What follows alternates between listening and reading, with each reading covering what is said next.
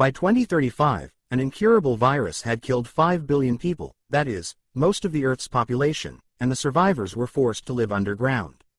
A criminal named James Cole, Bruce Willis, sentenced to 25 years for insolence and disobedience to the authorities, was chosen as a volunteer to go to the surface to collect samples of biological life in an abandoned city under the pretext of reducing his sentence or amnesty in case he justifies their trust.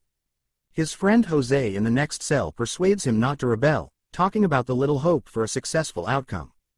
Cole undergoes a medical examination and goes to the surface to collect samples. After a successful return, he is offered a more dangerous job, but in return, as they said, they promise a pardon.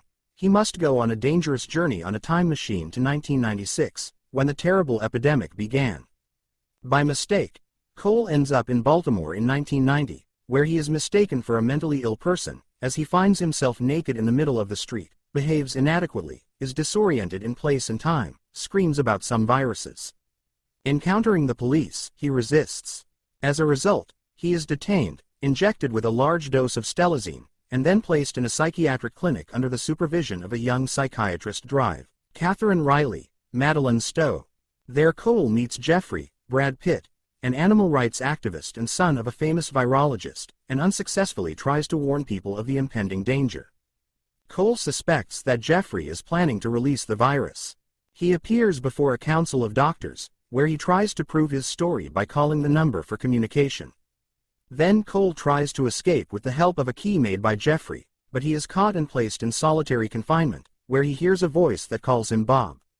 Cole disappears from solitary confinement, which puzzles the hospital staff.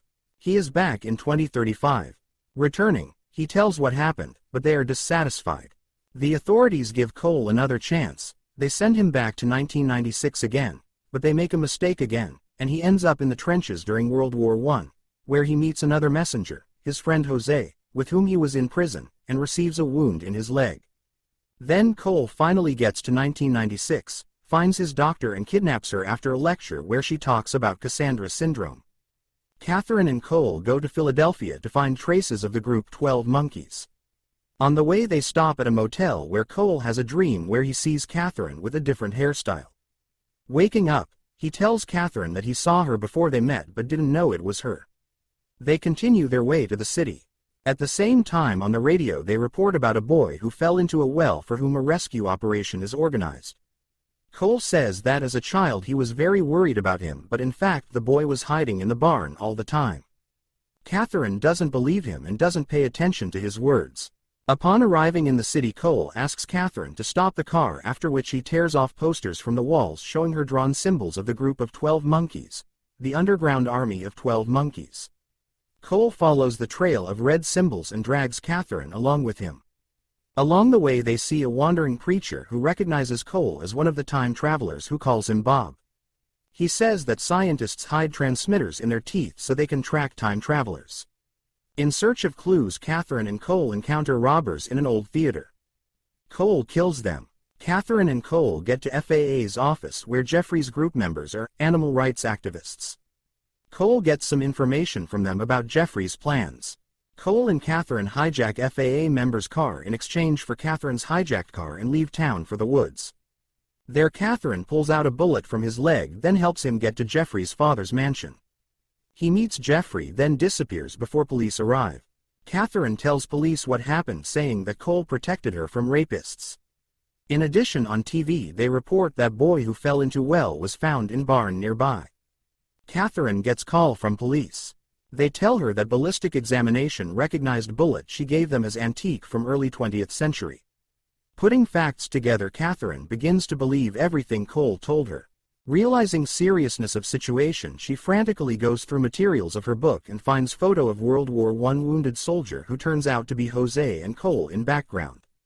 Catherine looks for Army of 12 Monkeys returning to FAA office and leaves inscription on wall with red spray can. Suddenly she meets Cole again on street nearby. Catherine takes Cole away from police to nearest hotel.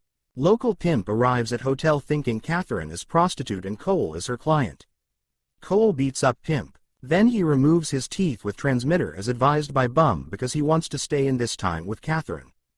They take pimp's cash, buy new clothes and put on makeup right in theater. Catherine admits that since nothing can be changed, need to enjoy situation. They decide to fly to Ocean and next morning go to airport. On way they see consequences of Army of 12 Monkeys actions who broke into zoo at night and released all animals.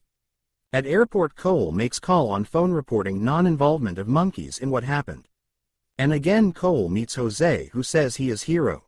In addition, Jose gives him gun and says he must finish job killing culprit.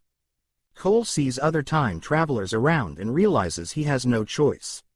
It turns out that virus is released not by mad son of virologist Goins but by his no less mad assistant Dr. Peters, who attended Catherine's lectures. Cole realizes this too late. Villain goes on business trip with virus samples to spread it around planet, opening first container right at airport. There he is almost caught up by Cole and Catherine. However, they are hindered by huge Q. Cole finally breaking out of Q runs after villain pulling out gun, but arriving police open fire on him. Villain escapes. Cole dies in front of little boy who is waiting for playing with parents at airport. This boy is Cole himself, and this scene will haunt him in his dreams all his life, as he told Catherine earlier. She finds boy's eyes and smiles at him through tears. Epidemic becomes irreversible, but next to villain in plane cabin sits woman, one of scientists from future who sent Cole. Visually she is same age as in future. She introduces herself. My name is Jones.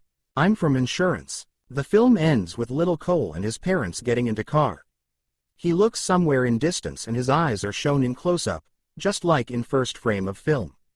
Did you enjoy the movie? If you did, please give this video a thumbs up and subscribe to our channel for more movie summaries. We will do our best to bring you a new summary every day, so stay tuned and don't miss out. Thank you for watching and see you next time.